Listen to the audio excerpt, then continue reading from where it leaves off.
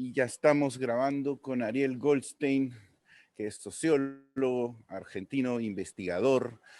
Tiene unas publicaciones sobre Bolsonaro y sobre el poder evangélico en Latinoamérica. Digamos, estás bastante enganchado con este auge conservador y la nueva forma que está tomando en Latinoamérica. ¿Es por ahí que te interesaste en este tema y te acercaste? O sea, ¿qué es lo que te llamó la atención? ¿Un auge conservador, el poder religioso en la política? Eh, ¿Qué es lo que te llama la atención de eso, Ariel?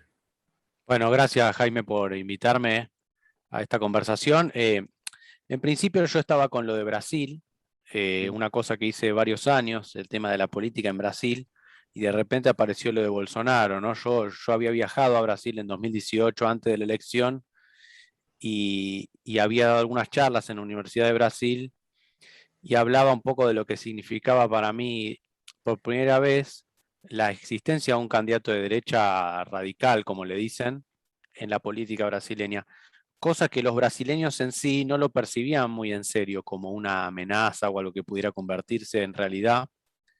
Siempre Bolsonaro fue visto como un personaje marginal dentro del Congreso por los factores más importantes de la política de Brasil, el PT, el PSDB, los dos partidos más importantes. Y muchos decían, bueno, pero no tiene tiempo de televisión, viste que en Brasil es muy importante el tiempo de la televisión en las campañas, entonces no creo que... Además tenían un candidato de derecha más moderada, como Geraldo Alckmin, pero bueno, finalmente termina ganando, ¿no? Como todos sabemos, y eso fue un cambio importante en Latinoamérica. Primero escribí ese libro sobre Bolsonaro para tratar de entender qué había pasado ahí, y me remito a algunas conversaciones con taxistas, con gente en los supermercados, cuando estuve en Brasil, y yo había notado un descontento político muy fuerte con toda la clase política, ¿no? Algo que Claro. nos emparenta con cosas que pasan en otros países de Latinoamérica, Y como el tuyo, ¿no? sí, sí, este, a eso iba, ¿no? Y el tuyo, ¿no? Porque Sí, o sea, eh, es gracioso, bueno, no sé si gracioso, pero por lo menos anecdótico, que estas posiciones reaccionarias, ¿no? O sea, son de extrema derecha, pero además tienen mucho de reaccionario, ¿no?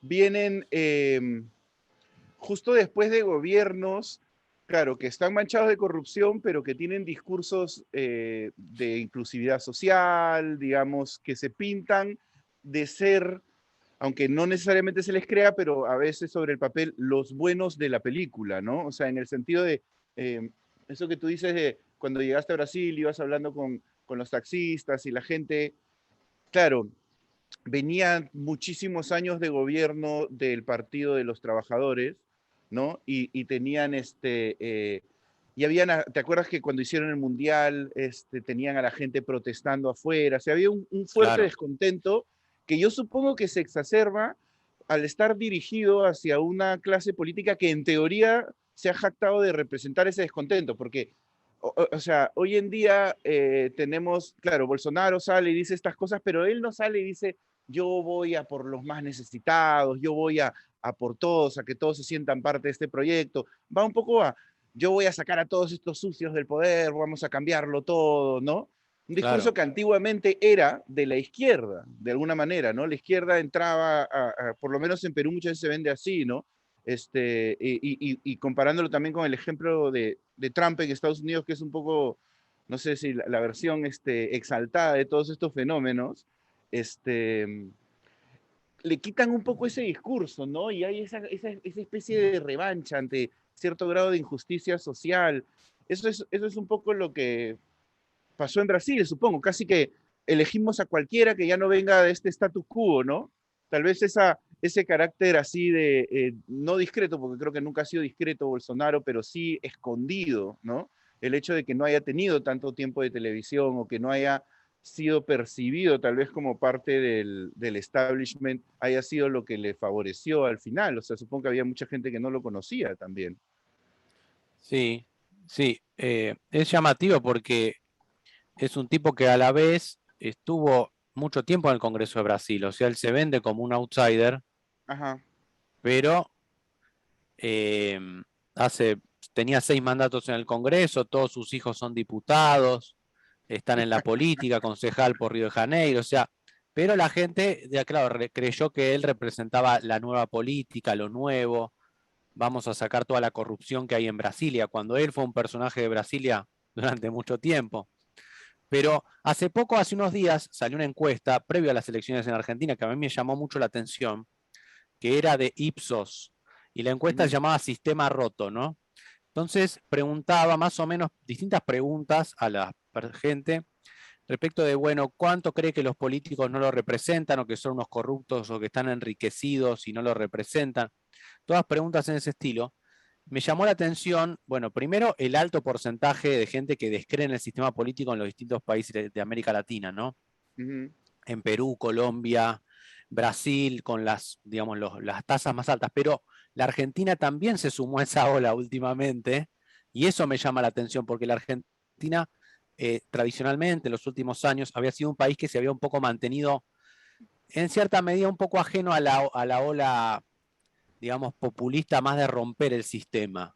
El peronismo y Juntos por el Cambio eran dos fuerzas que más o menos tendían a absorber ese descontento, pero pareciera que últimamente Argentina también se suma a esa ola, bueno, con lo de Javier Milei en la última elección se vio, pero esta encuesta fue previa y ya reflejaba esa, esa característica, ¿no?, de la sociedad argentina que actualmente está polarizada, pero muy descreída, muy desafiliada, muy descontenta con lo que le ofrece la política tradicional también. Ujú. Sí, bueno, en Argentina siempre la cosa política ha sido tremendamente apasionada, ¿no? Yo te contaba la otra vez que conversábamos que hace años una vez estaba tomando el tren San Martín y me impresioné porque era un aniversario de la muerte de Néstor, me parecía, y me impresioné porque había eh, un grupo de chicos de 9 u 8 años, todos vestidos con camisetas de Néstor, Néstor vive.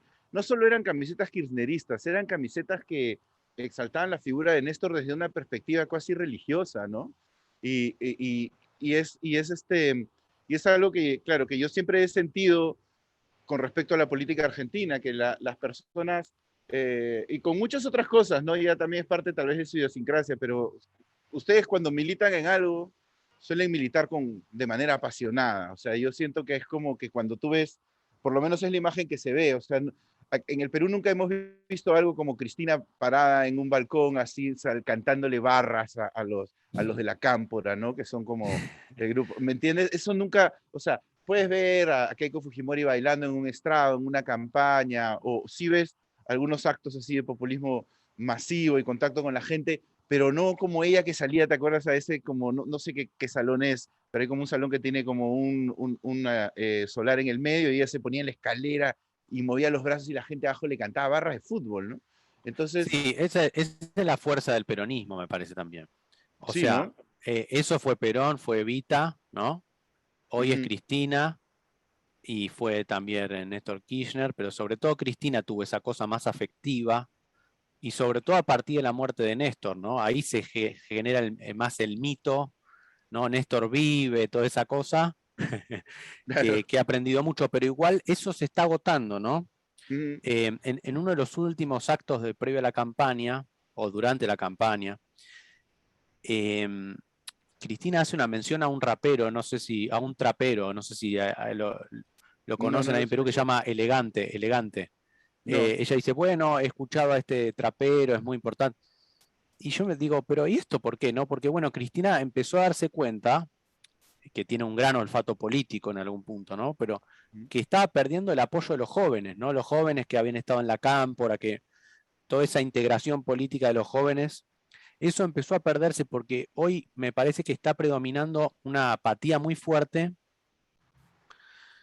contra la clase política, ¿no? Y Claro. justamente ayer en la televisión estaba viendo un reportaje que hizo Nicolás Wiñaski, un periodista importante de acá, que fue a ver en el Día de la Primavera, que fue ayer acá en Buenos Aires, a los jóvenes de Miley. Mm. Y bueno, los entrevistó y les preguntaba, y bueno, todos ellos decían, bueno, pero la casta política, ¿no? Que es lo que dice Milei en los discursos, la casta política está toda cagada, tienen miedo, nosotros los vamos a destruir, etcétera. Y estos jóvenes un poco se hacían eco de esos reclamos, de la corporación política no nos representa, todo visto como todos los partidos son lo mismo, todos son corruptos, todos hay que sacarlos a patadas en el culo, como dice Milei.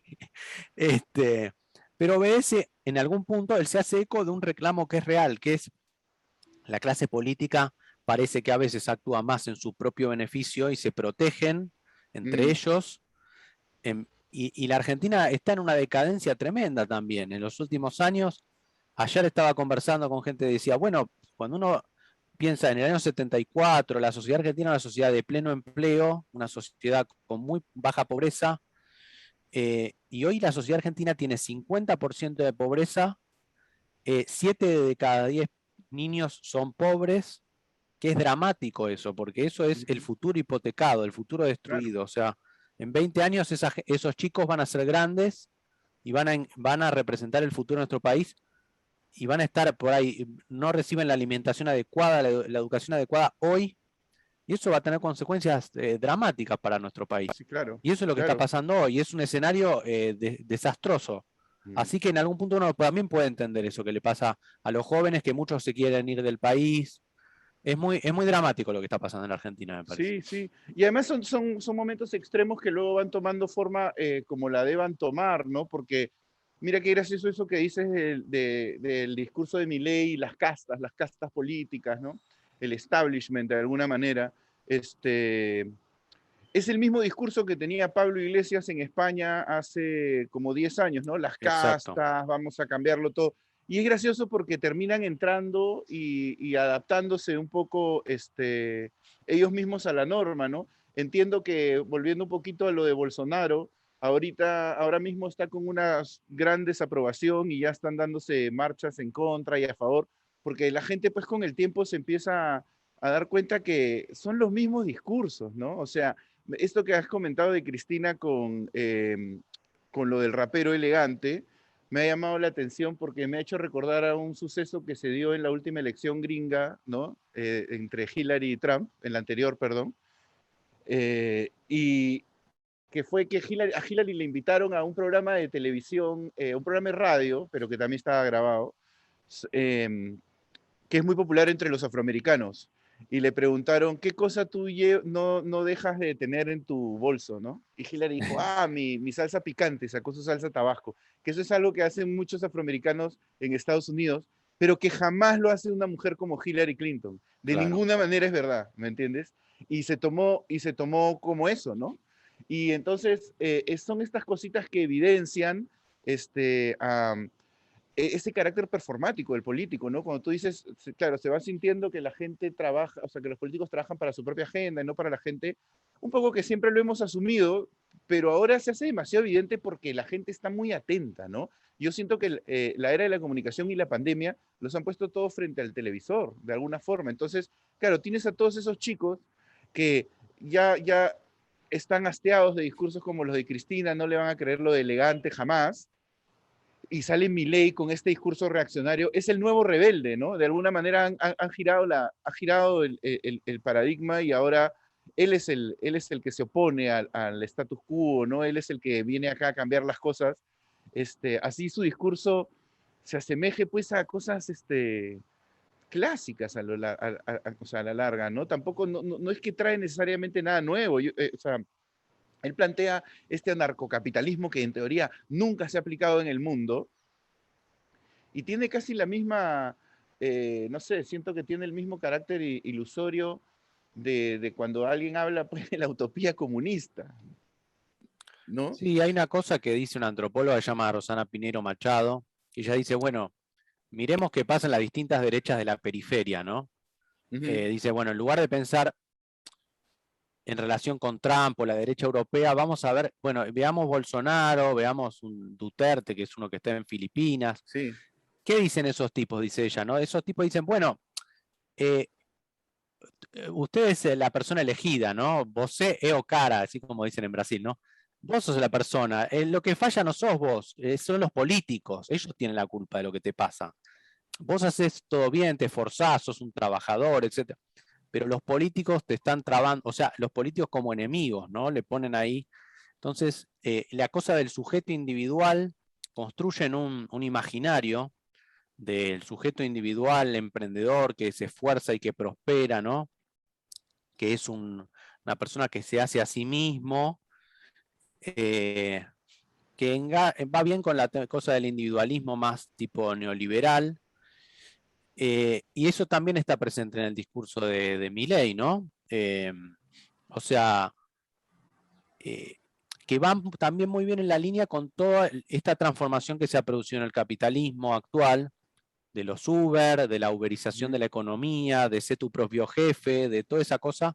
Entonces, ahí uno puede pensar, pensando en los términos más marxistas, digo, las condiciones de existencia determinan la conciencia. Hoy mucha gente trabaja de forma autónoma relacionada con aplicaciones tecnológicas que son un poco lo que define su vida. Y digo, y por ahí estas formas de representación que propone Milei, Bolsonaro, etcétera, tienen que ver con las criptomonedas, todo ese negocio de las criptomonedas y lo que significa también, ¿no? La especulación con eso y el trabajo con eso. Ujú. Digo, engarzan con estas formas de representación, ¿no? Bueno, el Estado me roba, quiere una forma de regulación de de los circuitos económicos, que el Estado no se meta en eso, ¿no? Esta Claro, globalización de las criptomonedas, todo lo que significa, no soy un experto en eso, pero digo, me parece que eso genera nuevas formas de subjetividad, nuevas formas de entender el mundo de la gente, de la conciencia, y bueno, y estos personajes vienen un poco a representar esa situación, ¿no? También, claro. también. Claro, es como una especie de nueva religiosidad, ¿no? Yo siento a veces eso mismo que tú dices. O sea, ya sé que me estoy yendo más lejos ya, pero porque, claro, hay esta representación, va más desde el individuo y hay este descontento con el Estado y hay como esta creencia eh, eh, en el fondo hay como este discurso que está todo alineado, es como una creencia que ya está cohesionada, ¿no? Porque muchas veces todo esto termina en que el foro de Sao Paulo y el marxismo cultural, o sea, no es solamente, así como tú dices, se le culpa al político, ¿no? Sí, También a todo este sistema que está detrás. Y cuando lo digo religioso, digo es que el acercamiento a entender el mundo a través de eso, siento que tiene ese pedacito así de pensamiento mágico, ¿no? En donde tú dices, ah, claro, es todo esto lo que está pasando. No es simplemente un conjunto de cosas caóticas y no sé, pues, tal vez pues el colapso de este intento de gobierno que estamos, de democracia que estamos haciendo todos, que sabemos que es un trabajo progresivo, pues, y que nunca es perfecto, ¿no? Entonces, a mí me parece que también este tipo de discursos calan porque son como alineados, ¿no? O sea, no viene mi ley y te dice, todo está hecho una mierda porque el país es una mierda y porque, o sea, y porque las cosas no han salido bien. Te dice, no, porque esta gente te está conspirando para cagar. O sea, el claro. gobierno te roba. Los impuestos se llaman impuestos porque te los imponen. Le encanta como hacer estos juegos de palabras en donde todo lo reduce a su versión más simple, ¿no? Entonces, por eso digo, y al reducirlo a esa versión más simple, establece una pequeña narrativa de sucesos, ¿no? Ah, el marxismo cultural, como no le fue bien aquí, entonces ahora se ha redefinido y se ha escondido detrás de estas causas y te vienen y te roban para mantenerse ellos como políticos ahí, ¿no? Y la gente lo acepta porque de alguna manera le hace sentido. Pero es bien irónico también al mismo tiempo que estos discursos anti-Estado y antipolítica también pues se den ahora en países donde el Estado ha tenido muy abandonada a la gente, ¿no? O sea, en Argentina la estructura estatal es mucho más fuerte que en el Perú, pero, pero, a ver, yo he estado muchas veces en Argentina y he visto la cantidad de gente sin casa que hay viviendo en parques, y esa es una situación que se ha normalizado mucho, ¿no? O sea, que la gente en un momento ha asumido que es normal y ya, pues hay ciertas plazas en donde pues vive un montón de gente, ¿no? En carpa, y yo siento que, claro, de alguna forma ya es un reclamo ante todo, que este tipo ha sido capaz de darle, de encauzarlo precisamente por usar esas expresiones tan simples, ¿no? Y todo reducirlo. Es como cuando el famoso discurso este de cuando te explican el socialismo con las vacas, ¿no? Ah, tienes una vaca y entonces tu vecino te quita tu vaca, ¿no? Como si las cosas fuesen así de simples. Y tú me comentabas que, claro, Milei se presenta como un experto. ¿Cuál es su, o sea, ¿de dónde viene? ¿Por qué se le empieza a oír? O sea, yo me acuerdo que salía en un programa también que se llamaba Intratables, creo, o algo así, que precisamente se Sí, caracterizaba por exaltar ese aspecto contestatario de su discurso, ¿no? Y era como esos programas de fútbol donde le paga a la gente para que se pelee, ¿no? Em, sí, sí. ¿De dónde viene Milei? ¿Por qué ha llegado hasta ahí? Sí, no, quería decirte varias cosas. Una es el empobrecimiento del debate público por las redes sociales también. Eso también es algo que pienso. O sea, como que hoy el debate público son consignas publicitarias, ¿no? Marxismo cultural, ideología de género. O sea, la gente está muy desencantada y tiene razones para hacerlo, pero también adhiere a propuestas en muchos casos que son muy vacías, son pura consigna vacía. O Claro. sea, como eslóganes publicitarios, pero que detrás de eso hay muy poco argumento racional, hay muy poca racionalidad. Y me parece que en eso las redes sociales o las redes insociales, como algunos le dicen, no contribuyen a eso. O sea, sí empoderan por ahí algunos ciudadanos que por ahí pues, son más libres de hablar en la esfera pública, pero a la vez también reducen el debate a consignas, a antinomias, a blanco y negro, ¿no? Entonces eso polariza mucho, no ayuda a que en un contexto de crisis como el que vivimos podamos encontrar algunas soluciones. Y también en ese marco de las nuevas religiones, lo que vos decís, las criptomonedas, ¿no? Eh, las consignas fáciles, uno puede encontrar también el tema del auge de los evangélicos, que es un tema que yo trabajé en mi libro, Ujú. porque ahí también aparece la idea de la salvación individual, ¿no? De esta idea de la teología de la prosperidad, de la persona va a la iglesia y puede donar una parte de su salario y hace un pacto con Dios, ya no es una búsqueda más espiritual, es algo muy utilitario también. Claro. Entonces va a prosperar económicamente, ¿no? Y muestra casos de éxito, ¿no? Uno cuando ve, por ejemplo, la revista que distribuye el Universal, que es la Iglesia Universal del Reino de Dios en Argentina, ve casos de éxito, éxito económico, ¿no? A partir de mi pacto con Dios pude progresar, tengo una casa en un country, tengo un auto 0 kilómetros, entonces Interesante. digamos, eso, ¿cómo se llama? Historias de éxito económico, además de Claro. afectivo, ¿no? Pude encontrar mi pareja, etcétera. Eh, y los pastores representan un poco esas realizaciones, modelo del éxito afectivo y económico, ¿no? No, y con respecto a mi ley, es lo que vos decís. Empezó, me parece que es una cosa, un técnico, ¿no? Que se presenta inicialmente como un técnico experto en teoría económica. Él es un académico originalmente, o sea, profesor de la Ujú. Universidad de Belgrano. También ha dado clases en la UBA, creo, en la Universidad de Buenos Aires, ¿no? ¿Estas Ve- universidades son estatales? la de Belgrano no, donde él Ah, trabaja actualmente, creo, pero la de Buenos Aires sí, claro. que además tiene una tradición más de izquierda, etcétera. Yo soy docente en la Universidad de Buenos Aires. Bueno. Eh, y Milei, bueno, inicialmente eso se presenta como una persona que aparece más desde el lugar del experto, como hay muchos en la televisión argentina que van como en un lugar de experto pero después aparece esta faceta más, este, más cómica, más de rating de televisivo, que rinde, es Claro. un tipo que lo llevan y rinde, ¿no? Porque es histriónico, porque habla de sexo tántrico en la televisión, porque hace distintas alusiones a su vida privada o, digamos, y se expresa de forma simple, con consignas simples que le llegan a la gente, y aparece toda esa dimensión histriónica y el ataque a la clase política, ¿no? Que también, que es algo que rinde Muy mucho, porque rentable. es Claro. algo que hacen muchos periodistas también en la Argentina, digamos, atacar al político como el corrupto. Bueno, y en Latinoamérica, ¿no? Es un gran negocio de los periodistas también ese. Es un blanco fácil, pues. Es un blanco Claro. fácil, ¿no? En el stand-up se hace también, por ejemplo, y yo considero que es un facilismo muchas veces. O sea, tú en un show de stand-up aquí, si no tienes un buen chiste para cerrar, gritas algo en contra de los Fujimori y todo el mundo te aplaudir. Es como Claro. muy fácil, ¿me entiendes? Oye, pero mira, que me parece muy interesante, eso me está haciendo pensar lo que contabas hace un ratito sobre este sistema de los evangélicos, ¿no? Y cómo tienes estos casos de éxito, porque hay un vínculo fuerte ahí, ¿no? Con lo de el mismo Milei.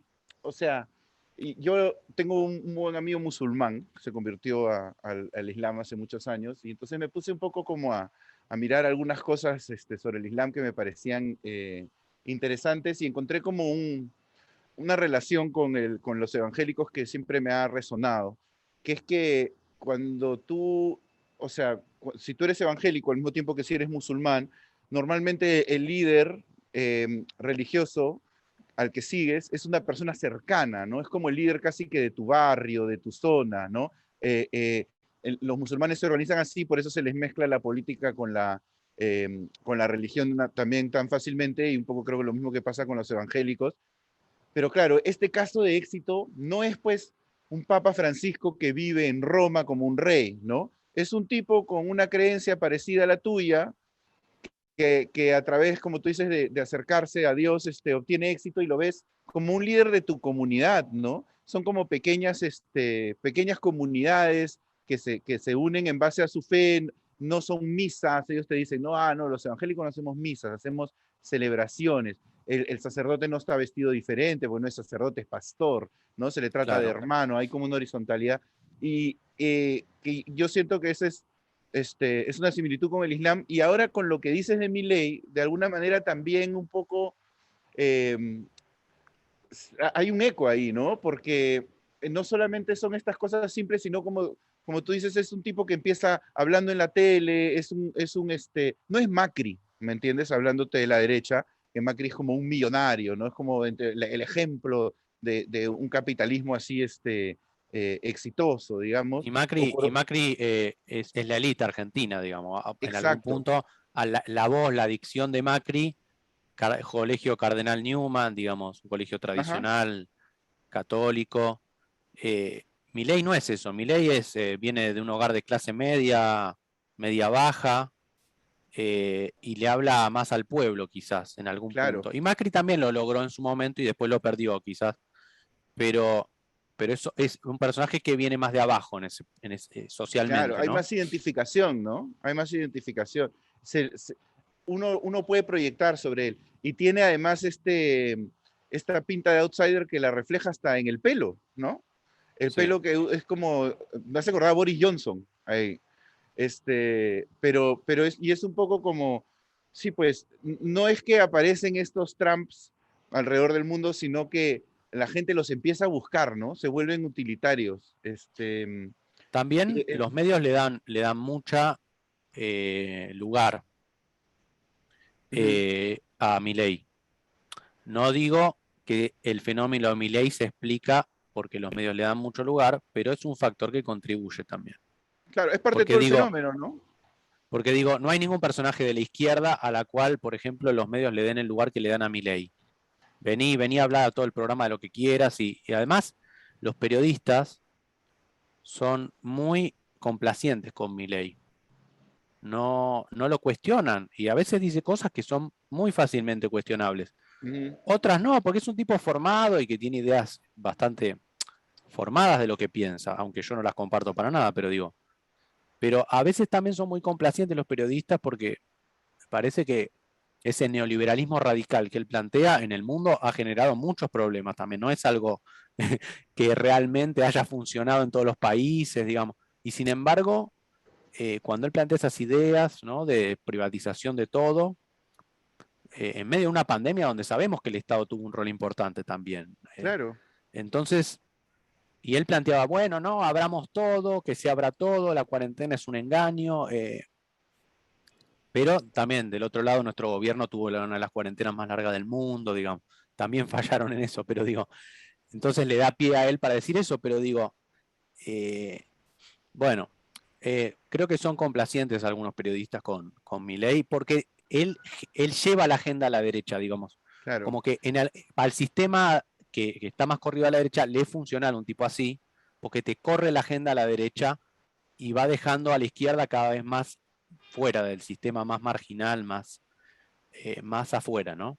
Claro, claro. Es la primera vez que siento yo que la derecha mundialmente tiene, bueno, no sé si la primera vez, pero es un momento importante, digamos, para, para el hecho de tener interlocutores eficaces. eh, eh, propagandistas eficaces, ¿no? Es un poco eso, antes creo que la derecha estaba más asociada al conservadurismo, entonces se dedicaban un poco a contener los embates de revolucionarios de otras propuestas, ¿no? Hoy en día son ellos los que están en ese lugar, de como decir, ustedes han fallado y ahora tratemos algo nuevo, porque incluso, mira, quisiera contextualizar un poquito, porque creo que la gente no, en el Perú, y no sé, supongo que en Argentina, no entiende muy bien cómo es que funciona el peronismo, porque a mí, por ejemplo, yo te contaba la otra vez que me pareció muy loco entender un día que existía derechas e izquierdas adentro del peronismo, ¿no? Sí, sí. Es como una especie de micropolítica, o sea, y entonces eh, ahora está apareciendo también opciones aparte, pero antes un poco que el partido se definía dentro del peronismo, ¿no? O sea, de ahí salía quién iba a candidatear, o sea, Menem era peronista, Claro. ¿correcto? Y Sí, Cristina sí. también. Sí. Y están en lados muy opuestos del espectro, ¿no? Aunque Entonces, Cristina y Néstor Kirchner fueron menemistas también en su momento.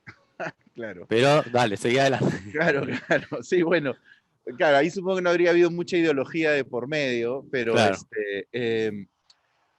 no, y además una militancia, supongo, conveniente, pero, o sea, cuando Milei aparece también como parte de una propuesta que busca romper con ese elemento tradicional del sistema político argentino, ¿no? Entonces, las elecciones que acaban de pasar, ¿qué representan exactamente? O sea, dentro de este sistema, con el peronismo como lo tienen, y qué significa para el futuro, porque ahora le hablan a Milei, ¿piensas ahora lanzarte para ser presidente? Y él dice, bueno, sí, no sé, está evaluando este éxito que ha tenido. ¿Qué representa realmente este éxito que ha tenido? Bueno, por un lado, una cosa que decías es importante porque me parece, me da la sensación de que en el discurso de Milei y para mucha gente que votó a Milei, el peronismo es el culpable de los problemas que tiene el país. Y el Ujú. peronismo es identificado como la clase política, la corporación, que en parte tiene su cuota de razón, porque al peronismo hay muchos sindicalistas asociados, que algunos han sido acusados de corrupción. Hay empresarios ligados al poder y al peronismo. Bueno, el gobierno de hoy es un gobierno peronista, digo, en ese punto ver al peronismo como sistema que tiene alguna cierta responsabilidad y que ha gobernado gran parte de los últimos años de la decadencia argentina, bueno, tiene un poco de cierto. Obviamente el peronismo no es el único responsable de lo que estamos, de nuestra situación eh, actual, pero digo, eh, probablemente Milei sea candidato a presidente y logre arrastrar una parte. No creo que llegue a ganar la elección, ¿no? Me parece que falta todavía, porque el triunfo el triunfo, perdón, ni siquiera es un triunfo, son un 13-14% en la capital federal, en la ciudad de Buenos Aires, que es un distrito, una ciudad muy antiperonista históricamente, que siempre votó contra el peronismo, casi siempre. Entonces hay que ver si no es un fenómeno ligado a la capital también. Si logra, Claro. porque por ejemplo, el partido de Milei, La Libertad Avanza, fue con José Luis Espert, que es otro personaje parecido pero menos carismático en la provincia de Buenos Aires. Sacó 5%, o sea, mucho menos que lo que sacó Milei en la ciudad, ¿no? Ajá. Entonces habría que ver si ese fenómeno, digamos, hay provincias de nuestro país, de Argentina, que están muy ligadas al peronismo históricamente, sobre todo las del norte, Formosa, Chaco, Salta, etcétera. Donde ahí lo que aparece más bien es un peronismo conservador, o algunos lo han llamado un peronismo feudal, ¿no? Porque son gobernadores que históricamente han sido ligados al peronismo, sea de derecha, de izquierda, lo que sea. Por ejemplo, un caso que tuvimos hace poco fue Gildo Infran, que es el gobernador de Formosa, ¿no? Hubo una crisis profunda acá porque hubo protestas, porque Infran gobierna desde hace 30 años de forma ininterrumpida. O sea, Claro. eh, hay una constitución provincial que le permite reelegirse indefinidamente.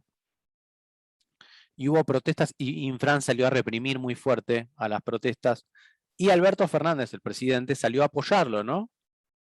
Eh, entonces, ahí, bueno, el peronismo como sistema de poder, pero todavía funciona muy fuertemente en las provincias del norte del país, como un estado clientelar, ¿no? Porque gran parte, casi el 90%, 80%, no me acuerdo exactamente la cifra, trabaja en el sector público. Entonces hay una cosa Claro. muy de presión sobre la gente, de decir, bueno, es, por ahí lo estoy simplificando mucho, pero es, digamos, hay que apoyar a Infrano o te quedas sin trabajo, ¿no? Entonces, dentro de la Argentina hay muchas argentinas, digo, ¿no? Entonces, la posibilidad de que un candidato de derecha radical tipo se logre pasar por ahí, bueno, todavía yo tengo mis dudas de que eso en el corto plazo pueda. Pues el peronismo logra articular una serie de necesidades, de ofertas, de demandas en la Argentina, sobre todo en los sectores populares, que es difícil que desaparezcan en el corto plazo, ¿no? Claro, es como que cumple un montón de funciones distintas, ¿no? Es como una especie de sistema en sí mismo. Son los peronismos, hay distintos peronismos. Claro, claro. Vos tenés el peronismo, es lo que decías vos, la derecha y la izquierda, están todos ahí, ¿no? Es un sistema de poder. Qué Entonces, cuando locura. Milei dice la corporación política, el peronismo, en algún punto tiene un poco de razón, pero el gobierno, el peronismo de Alberto Fernández, que supuestamente sería un peronismo más progresista. Después tenemos estos peronismos feudales de las provincias. Mm. Después tenemos un peronismo más de derecha con algunos candidatos que existe también, que se presenta más a nivel nacional, como Miguel Ángel Pichetto, por ejemplo, que está con Macri, pero es peronista, el peronismo republicano. Entonces, o sea, Son muchos. ser peronista, o sea, digamos, más allá de las connotaciones negativas, ¿qué te, o sea, por ejemplo, si tú dices este tipo que está con Macri y es peronista, y Sí. Macri de alguna manera también ha representado como el cambio, ¿no? Por más que no lo fuera, él también se vendía como ya la alternativa, ¿no? Al peronismo. Este, ¿Qué gana Macri con un peronista? O sea, auge popular, o sea, tú declararte peronista, lo que de alguna manera lo que dices es, tengo conexión con el pueblo, sea cual sea este pueblo. O sea, Eh, Igual, por ejemplo, Pichetto, que fue el ajá, candidato a vicepresidente de Macri y hoy es una figura también de Juntos por el Cambio, es un peronista de toda la vida. O sea, estuvo con Cristina, fue el presidente de la Cámara de Senadores, creo, durante gran parte del gobierno de Cristina y fue como su espada en el Congreso. ajá. Y después, cuando Cristina se va del gobierno, un poco se va acercando cada vez más al macrismo, Y, hasta y ser candidato. para acercarte al macrismo hay que hablar mal del kirchnerismo. Sí, O sea, se eh, peleó. sí, pero bueno, el peronismo tiene esa pata de estar con el que tiene el poder, ¿no? También. Claro, De claro, estar en el Estado, de estar en el Estado y estar con el que tiene el poder. claro. Entonces, en esa línea, bueno, la ideología es una cáscara que se Mm, vacía que se usa para acercarse al poder. claro, claro. Eh, Igual, en el caso de Pichetto, yo creo que el tipo ha hecho un cambio. Siempre fue un peronista más de derecha, pero estaba con Cristina por el poder. Y después, por ahí, cuando aparece Macri, dice: bueno, yo me siento más afín a estos, que son los que ahora están en el poder. Algo Claro, así. Eh, claro. Ahora sí es me muy gusta. complejo. Pero en todo Sí, caso, es sí, como sí. un archipiélago de islas, ¿no? Que van coexistiendo ahí, se van redefiniendo, se van desplazando, Claro. eh, Es acorde a como una los tiempos. gigantesca, es como una gigantesca burocracia con nombre, ¿no? O sea, porque al final lo que retratas es casi que el funcionar de un Estado burocrático. O sea, yo me imagino qué pasa si el peronismo ya no está ahí. Pues el mismo espacio lo ocupa otro tipo de organización. Pero ¿por qué lo haría si el peronismo ya lo tiene tan organizado? Entonces Está mejor muy entras organizado. ahí, Está ¿no? muy organizado y está en todos lados. Está en Exacto, todos ¿no? lados. Está en los Ajá. sindicatos, está en los empresarios, está Y en la los clase gobernadores, política, está en las iglesias evangélicas, está en las gobernaciones, está en todos lados. O sea, exactamente. claro. Por eso el peronismo se ha confundido tanto con la nación argentina. Siempre Mm, intencionadamente usó los símbolos. eh, por ejemplo, los colores del Frente de Todos de Alberto Fernández son celeste y blanco, ¿no? Como hizo Perón en su claro. momento. está esa cosa de la identificación con la nación, ¿no? Con la nación toda. Claro, Y por eso claro, Perón decía, bueno, los que están afuera, es decir, los gorilas, los antiperonistas, son antiargentinos, ¿no? claro. Eh, Es un poco lo que pasó aquí en la última elección con, en teoría, en la segunda vuelta, los que votaban por Keiko eran los demócratas y usaban la camiseta de la selección. O sea, hubo un momento en donde ibas por la calle y cuando veías a alguien con la camiseta de la selección peruana, ya no era algo lindo.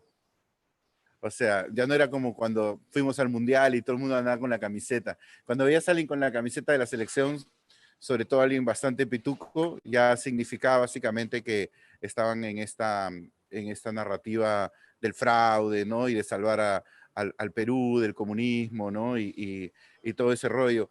Me hace acordar también que lo también que hizo Bolsonaro en Brasil, eso de la remera de la selección brasileña y los colores es con la horrible eso. nación. Sí, pues es una manipulación porque además solamente polariza más, ¿no? Y me hace pensar en, es como que de alguna manera, como tú dices, ¿no? Muchos de estos reclamos de mi ley tienen base en la verdad, ¿no? O sea, es verdad que el peronismo, pues, se ha enquistado ahí y ha logrado, pues, que la gente lo asocie con un sistema ya corrupto y decadente, y tienes un tipo como Milei que aparece y dice, rompan todo, ¿no? Hablábamos lo mismo de que pasa un poco con Trump en Estados Unidos, aquí, por ejemplo, López Aliaga, ahora cuando hablabas también de la ciudad de Buenos Aires y su vínculo con Milei, a ver si es que lo puede extender al resto del país, pasa un poco lo mismo con López Aliaga en Perú, que también viene y le pega a quien tú quieras que le pegue, ¿no? Fujimorismo sí, una mierda, los izquierdistas peor, no sé qué, entonces le pega a todo el mundo, entonces de alguna manera satisface y no sabes si es que puede extender eso al resto de la ciudad, o sea, perdón, del país, pero me hace pensar en, claro, sí, decimos que es porque el sistema político, la manera de concebir la política está como desgastada, ¿no? La gente está con un descontento, pero al mismo tiempo es casi que una de las primeras veces en las que todos miran y participan activamente, así sea desde la opinión, de este juego político, ¿no? Normalmente hemos tenido a mucha gente desconectada y a otras personas adentro y otros los que más o menos lo iban siguiendo, ¿no? Pero tenías una gran masa que solo se enteraba de cosas cuando era absolutamente necesario o inevitable, ¿no? Entonces, eh, eso me hace pensar que es como que hoy día que todos miramos la película, ¿no? Por llamarla de alguna manera, una vez que todos somos partícipes de la democracia, como que se evidencia que la democracia es un poco una mentira, porque sí, es para todos, pero tienes estas masas enormes que, que no son capaces a veces de entender las cosas más básicas, por eso necesitan a un Milei que se lo reduzca, le explique el socialismo con vacas, ¿no? Entonces, eh, como tú dices, se empobrece el nivel del debate público y de repente se suena horrible lo que digo, porque cada vez que pienso en esta idea, siento que hay que terminar con una especie de sistema autoritario que controle todo, que tampoco es obviamente la respuesta, pero como que no sé si la era de la información nos está acercando de manera más vertiginosa al fin del sistema democrático como lo conocemos, ¿no? Democracia representativa, o sea, no sé si, porque es un fenómeno mundial, o sea, al final le damos tintes de lo que pasa en Argentina, de lo que pasa en Perú, lo que pasa en Europa, Sí. son simplemente versiones distintas un poco de lo mismo. Incluso yo creo que Trump es una manifestación de una política latinoamericana que ya ha sido así durante mucho tiempo, que se termina extendiendo a un lugar como Estados Unidos. Tú mismo citabas el caso de Duterte hace un rato, ¿no? Sí. Duterte podría ser un radical del Medio Oriente como latinoamericano, como filipino que lo es, ¿no? Mm. Que sale y le disparan a los narcotraficantes, él mismo dice que mata a vendedores de droga en la calle, ¿no? Ahí bien podría parecerse hasta Bolsonaro, ¿no? Entonces, es como, estamos como ante, no sé, yo veo esto como una burbuja que está a punto de reventar o que tal vez también el exceso de atención hastíe un poco a la gente y se empiecen a alejar un poco de la situación y volvamos tal vez a un cauce más parecido al anterior, ¿no? La gente empiece a apagar un poco la tele. ¿Tú cómo lo ves hacia adelante? O sea, em, ¿qué crees que puede venir, ¿no? Ya tanto en Argentina ¿hacia dónde ves este movimiento yendo en el futuro? No, no sé, no sé hacia dónde, pero soy muy pesimista. No creo que venga nada bueno, pero quizás es por mi naturaleza, no lo sé. Ajá, Eh, pero digamos, todos estos procesos hasta ahora no han generado Ahora, hablando el otro día, quería ver tu opinión sobre esto. El otro día vi un documental de media hora sobre ajá. Pedro Castillo, Ujú. que paradójicamente creo que se llama Álvaro Lazo el que lo hizo, Ya, creo y que sí lo he visto. solo 500 personas lo vieron, Ujú. pero es un documental que muestra, va al pueblo de Castillo y entrevista a su mujer, a las personas que lo conocen, a su familia. Y a mí me resultó impresionante porque muestra la precariedad del lugar de donde viene Castillo. Claro, Es impresionante de verdad, porque yo creo que eh, ningún presidente no sé, cuesta mucho pensar en un presidente de la historia latinoamericana que haya venido a un lugar tan bajo como el que viene Castillo. sí, Uno podría decir, sí, Lula, es cierto, pero Lula cuando llega a la presidencia, ya hacía muchos años que no era eso. claro, Hacía claro. muchos años que Lula ya no vivía en el lugar donde vive Castillo, donde vivía hasta llegar a la presidencia Castillo. O Evo, en el caso de Evo sería algo parecido también, porque Ujú. Evo también viene de abajo. En ese sentido quizás es el más parecido, ¿no? Porque además Sí, sindicalista, bueno, Lula también, pero digo, pero Castillo, digamos, parecía que estaba en ese pozo hasta hace 5 minutos, digamos, porque sí. Castillo es un personaje muy particular porque, mira, eh, ¿qué pasa?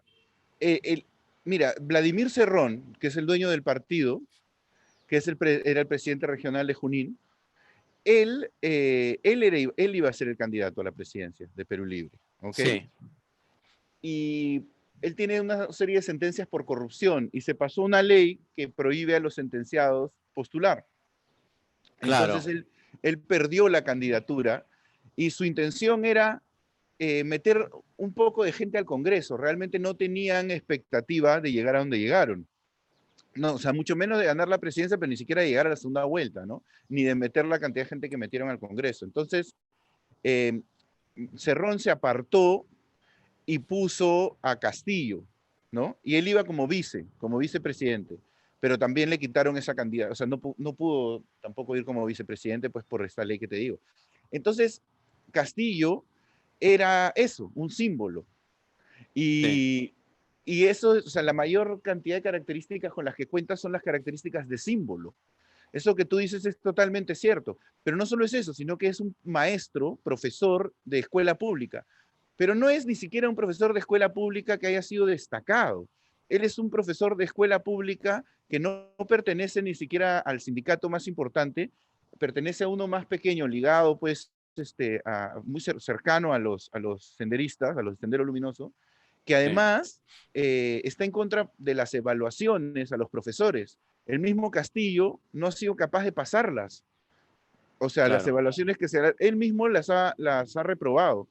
Entonces, el día que él pasó a la segunda vuelta, estaba en su pueblo, en Chota, en Cajamarca, y el Canal 4, que es acá, digamos, el canal más importante, América Televisión, tenía este programa Cuarto Poder. Todavía lo tiene, pero bueno, después de esto cambió todo. Fueron y le hicieron un reportaje a él arando la tierra, ¿no? Estaba ahí en su campo arando la tierra mientras hablaba, después de que había llegado a la segunda vuelta y tenía estas altas probabilidades de ser presidente. Y era una imagen, pues, simbólicamente de una potencia enorme, ¿no? Entonces, inmediatamente despidieron a la jefa periodística del programa por exponerlo de esa forma, ¿no? Porque lo había humanizado tremendamente, ¿no? A Le este había dado, claro, un personaje. lugar bueno Ajá, en el lugar para la gente que se identifique, ¿no? ajá, exacto, ¿no? Entonces, y luego se fueron todos los periodistas de ese programa y ahora tienen un canal en YouTube que se llama Epicentro, donde han empezado a hacer ellos periodismo de manera independiente, porque el programa donde estaban se ha vuelto, pusieron al hijo de otro periodista del canal que nunca había conducido nada, se volvió una especie de programa de propaganda. Entonces, la narrativa aquí sobre Pedro Castillo era, por un lado, sí, reconocer lo que tú ves, ¿no? De que vino de la nada y toda esta esta potencia simbólica que tiene su origen, pero minimizarla en base al hecho de que, o la impresión de que él es un títere de Cerrón. Entonces sí, tú dices, claro, tiene todo este poder simbólico, pero no hay nada más allá de eso. Es casi que un cascarón. Entonces, ese documental que tú mencionas, que sí lo vi yo en Facebook, este, salió rápidamente, fue una de las primeras personas que fue a hacerle una nota, Lazo, ¿no? Sí, Pero, claro, no tuvo mucha difusión porque los medios tradicionales estaban muy, muy apegados a la agenda de decir Sendero Luminoso, comunismo, o sea, porque al mismo tiempo Pedro Castillo iba por los pueblos del Perú y decía cosas como, vamos a cerrar el Tribunal Constitucional. O sea, el tribunal de 7 jueces, ¿me entiendes? Que ha sido como el último refugio para que el Congreso no cometa las locuras más extravagantes que ha tratado de cometer en los últimos años. Le han tenido que frenar como 4 o 5 leyes. Este, el tipo dice, ¿el Tribunal Constitucional apoya al pueblo? No, grita la gente. Vamos a cerrar el Tribunal Constitucional. Literal, así. sí. Entonces, eh, es difícil elegir que Pedro Castillo es el que va a comandar la narrativa que tú quieras comunicar, pues. Entonces sí, existe esa versión de este profesor súper humilde y que la ves y es potentísima, es conmovedora y uno no puede tampoco evitar simpatizar, creo yo, con el hecho de que en el bicentenario de la independencia sea un personaje como es el que llega al poder. El tema es la forma y el contenido y lo que viene detrás, ¿no? Porque él Claro. mismo pareciera no tener muy claro cuál es el rumbo que quiere tomar. Es como que tiene varios grupos alrededor y trata de quedar bien con todos, pero luego esos grupos son antagónicos entre sí. Entonces, o sea, mira, literalmente ayer Pedro Castillo habló en la ONU y Claro. dijo, invitó a la inversión extranjera, que vengan, ¿no? Y luego hablaron de que había tenido una reunión secreta con Maduro y el Estado peruano actualmente no reconoce a Maduro como presidente de Venezuela, pero es una posición del Estado, no es una posición de Pedro Castillo, es una posición que viene además del gobierno anterior, ¿no? Sí. Entonces, él dicen, se ha reunido con él, sale el canciller que está con él en la ONU y dice, el Estado peruano no reconoce a Maduro como presidente de Venezuela, y sale el premier, el presidente del Consejo de Ministros, y dice, nosotros, esa no es la posición del Estado peruano, porque él es muy amigo de Venezuela, y si al canciller no le gusta, tiene las puertas abiertas para Sí, irse. lo vi en Twitter, lo de Bellido, sí, sí. Entonces, es un tipo que, o sea, te das cuenta, por ejemplo, que no tiene ni siquiera poder dentro de su mismo gabinete, o sea, tiene que salir No. a amenazar con echar al canciller desde Twitter, porque no tiene ningún poder real, ¿no? El mismo Cerrón lo mismo, o sea, es como que una vez que Castillo está en Estados Unidos, es como si estuviese fuera de su alcance. Allá está rodeado de los que le llaman los caviares, ¿no? Claro. Y ellos son un poco los que le están marcando la agenda. Entonces luego viene aquí y trata de no pelearse con nadie y queda en el aire, ¿no? Pero bueno, eso la experiencia nos dice que no puede durar mucho tiempo. No me refiero a la presidencia en sí, sino a ese estado de indefinición, ¿no? Hay un momento en donde alguna de las fuerzas va a desplazar a la otra. No sé, espero nomás que nosotros no nos quedemos en el medio de esa disputa tan perjudicados como podemos llegar a Es estar, cierto, ¿no? pero acá en Argentina, el gobierno de Alberto Fernández, quizás ahora sí tomó más las riendas Cristina, pero Ujú. estuvo también en un largo periodo de indefinición. Siempre Cristina predominó más, pero últimamente tuvimos una crisis donde ella le amenazó con hacer renunciar a todos los ministros de la presidencia, ¿no? Ajá, Y hizo una ahí, carta, ¿no? Hizo una carta sí, hace un par y de ahí, días, ¿no? y ahí ella toma el timón más fuerte, digamos, quizás, pero igual siempre lo tuvo. Pero digo, ese estado de indefinición caracterizó al gobierno de Alberto Fernández durante los primeros 2 años. Ujú, Em, claro. y tal cual como vos decís, Castillo es un personaje muy contradictorio, ¿no? En esa indefinición que tiene. A mí me llamó la atención esa imagen cuando él va, creo que habló en la embajada, ¿no? Puede ser, en la embajada de Perú en Estados Unidos o algo por el estilo, una Ajá. cena que hizo y verlo, y él dice, bueno, la mayoría de los peruanos no tienen, disculpen que lo diga en francés, dice una cosa así, pero la mayoría de los peruanos no tienen dónde hacer sus necesidades, ¿no? Y uno lo ve claro, a Castillo rodeado de todos esos norteamericanos, digamos, del poder, ¿no? Y que lo miran medio como diciendo, ¿y este qué está diciendo? ¿De dónde salió? Pero también porque estos norteamericanos o estos tecnócratas, digamos, de la élite peruana, no hablan de eso porque no se lo pueden imaginar, porque no tiene nada que ver con su mundo, ¿no? Entonces viene claro. Castillo de otro mundo, le dice, pero miren que la mayoría de los peruanos viven así, y por más que sea un personaje muy contradictorio, muy todo lo que vos das, es una presencia que tiene una presencia simbólica muy fuerte de todo eso que hace, Claro, ¿no? claro. Sí, ojalá se le pueda capitalizar correctamente, ¿no?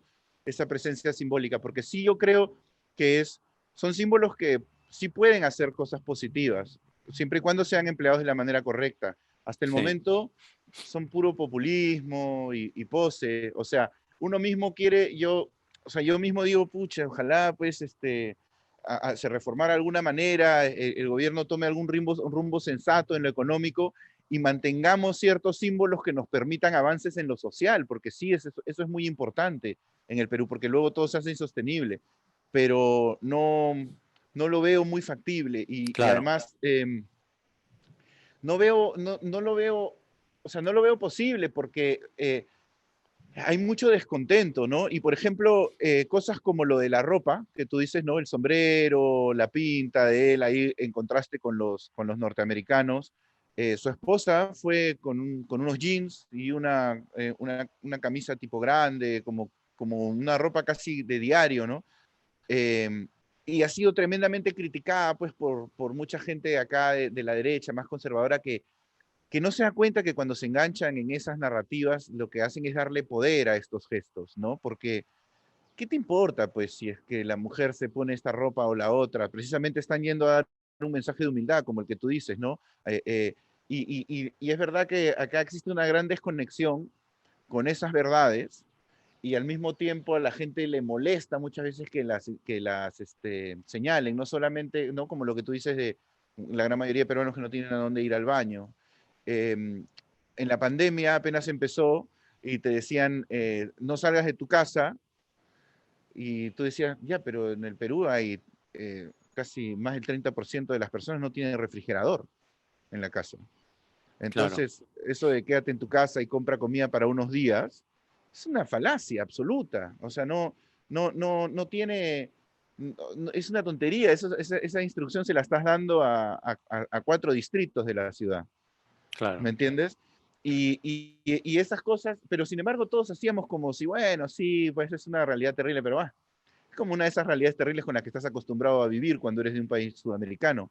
Suena horrible, pero es así, ¿no? Entonces la gente reaccionaba de esa manera y hoy día cuando ha pasado esto en la ONU y ellos han ido con esta ropa y con esta manera de hablar y siendo básicamente quienes son y ellos son los que han ganado, ¿no? Quiénes son, Eh, ¿no? Porque tampoco es uno puede decir, en alguna medida lo usan los símbolos, pero ellos son así. No es que a ver, Castillo, no, Castillo no no, usó nunca el sombrero antes de esta elección. O sea, ah, entonces sí, porque Castillo hace 4 años o 3 fue líder de una huelga de maestros y sí. negoció y estuvo en Lima y no usaba sombrero, ¿no? Ahora, no me parece mal que lo use como símbolo luego, o sea, Pero su familia lo usa, ¿no? En el documental este, cuando el tipo este los va a entrevistar, todos ajá. tienen ese sombrero ahí. Bueno, no sé si eso haya sido montado o tal vez un sombrero Ah, que se usa en el campo, ¿no? O sea, ellos claro, viven en el campo y es un sombrero que se usa en el campo. No sé si sí, para la nota también hagan énfasis en eso, pero sí, ¿no? Tampoco no es que se lo hayan inventado. Y el traje que usa él, pues porque no usa, digamos, un terno, así un traje de saco y corbata, sino usa este trajecito cerrado, parecido al que usaba Correa, lo que usa Evo Morales, ¿no? sí, Claro, no es, y la gente dice, bueno, esto es impuesto porque él nunca se ha vestido así. Y es como, claro, bueno, tampoco nunca ha sido presidente, no es que andaba por reuniones sociales vistiéndose con eso. Esto ya es un atuendo que le han hecho para diferenciarse. Entonces, sí, está siendo quien es, ¿no? Pero eso mismo le molesta a mucha gente y claro. es parte de lo que hace difícil el tema, ¿no? Así como tú dices que es difícil eh, a veces cuestionar las cosas que dice mi ley porque parten de ciertas verdades. Aquí Sí, también pasa que, claro, es difícil a veces matizar las críticas que se le hacen a este gobierno, porque desde la derecha hay gente pues con discursos radicales y posiciones que pueden argumentar desde muchos lugares, pero en el fondo hay algo bien importante que es que de verdad le jode que este personaje sea el presidente. A mí me lo ha dicho mucha gente, como diciendo, oh, ¿cómo va a ser ese el presidente? Pues, o sea, y es como, sí, pero hemos tenido una fila de presidentes impresentables, o sea, este tipo, o sea, ya pues sí, es humilde y todo, pero dentro y no está preparado, dentro de todas las cosas terribles que han llevado a la presidencia, eso es de lo menos terrible que hemos tenido, ¿no? O sea, hay muchas otras cosas que por criticar, pero van por otro lado, no por la impericia, el origen o el aspecto de Castillo, ¿no? Pero la derecha Sí. se engancha en eso y... Bueno, con lo del quechua de sí. Bellido en el Congreso, ¿no? También. Exacto, exacto. Hay Se una frase sienten... que, Ujú, hay una dile. frase de un rondero que dice en el documental ese, que dice, que le dice, soy un amigo rondero con cojones, amarrado bien los pantalones. Como nos Sí. identificamos en la región de Cajamarca y Chota, dice. Y él dice, queremos que los corruptos, que los chanchos vayan abajo, ¿no? Que es un poco eso, más bien es eso lo que expresa Castillo, ¿no? La venganza de los pobres, digamos. Ajá, sí, un poco, ¿no?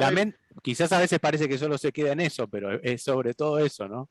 Sí, sí. Bueno, él sacó este comercial que fue muy potente durante la campaña, donde se refería a quienes lo votaban por él como los nadies, ¿no? Usaba un poema de Claro, Galeano, usaba un poema de Galeano.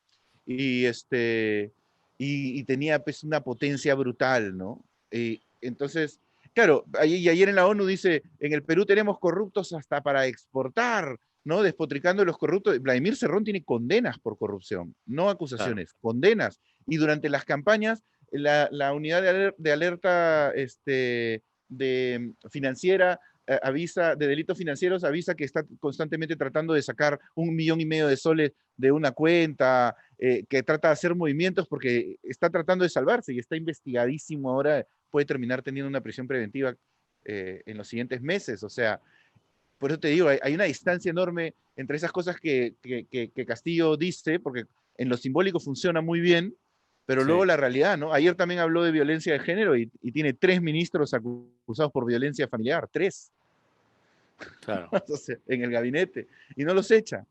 Entonces, pasa un poco eso, ¿no? Ya veremos Sí, hacia Castillo dónde nos también lleva. con lo popular que, eso también se ve en el documental, me parece. Con lo Ujú, popular que trae Castillo, trae también toda esa visión más tradicional, ¿no? Del mundo social que él porta, que es más propia del campo, del mundo claro, rural, ¿no? Por eso también esa oposición, por ahí algunas reivindicaciones de las minorías sexuales, sí, esa sí. visión religiosa que tiene, ¿no? Él es evangélico. Claro, digo, Mm, entonces es un personaje también contradictorio porque combina esas distintas facetas, ¿no? En un solo personaje hay muchos, así como dice, bueno, hay muchos peronismos, bueno, hay varios Castillos también, parece. sí, sí, sí. El problema es que todavía no sabemos cuál es el de verdad, ¿no? Sí. Entonces ahí ya vamos a ver qué pasa. Pero bueno, te agradezco mucho, Ariel, tu tiempo. Voy a cortar la grabación aquí. Ha estado muy entretenido y Bueno, Jaime, muchas gracias por haberme invitado. Fue un gusto haber conversado. Muy bueno. encantado, encantado, hermano.